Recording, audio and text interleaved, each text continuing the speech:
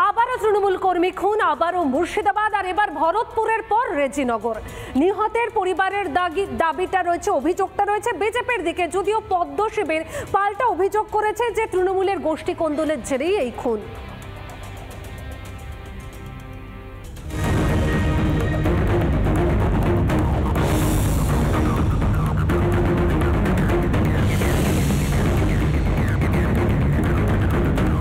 ভরতপুরের পর রেজিনগর, আবারও মুর্শিদাবাদে খুন তৃণমূল কর্মী। অভিযোগ, মাথায় আগ্নেয়াস্ত্র ঠেকিয়ে তুলে নিয়ে যায় দুষ্কৃতীরা, তারপর এলো পাথারি মার।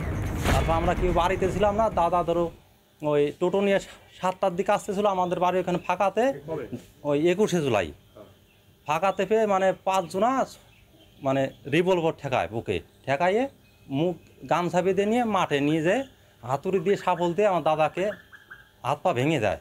কালকে ওই 3:30টার সময় মারা গেছে আমার দাদা। নিহত তৃণমূল কর্মীর নাম পতিত পাল। বছর 43-এর এই তৃণমূল কর্মী রেজিনগরের আন্দুলবেড়িয়ার বাসিন্দা। গত 21শে জুলাই পতিত পালের ওপর হামলা চলে। গুরুতর জখম অবস্থায় তাকে মুর্শিদাবাদ মেডিকেলে ভর্তি করা হয়। শুক্রবার রাতে তিনি মারা যান।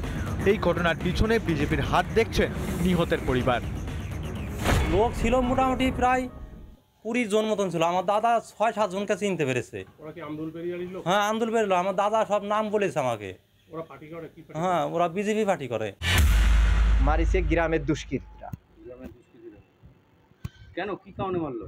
ভোট পারফেসে ওই পতিত পাল এর আগে যে একটা গন্ডগোল হয়, গন্ডগোল হলে ওর বাবা এবং ভাইকে মারে, এবং মারার জন্য তারা একটা কেস করে। কেস করলে যেগুলো আসামি থাকে, সেই আসামির ভিতর সাগর নামে একটা ছেলের সরকারি চাকরির আবেদন করে। তার চাকরি হয়তো হবে, পুলিশ ভেরিফিকেশনে আটকে যায়। তার জন্য তার হুমকি দেয় বিজেপির লোক যে এই কেস তুলে নে, আনলে তোদের মারা ধরা করা হবে।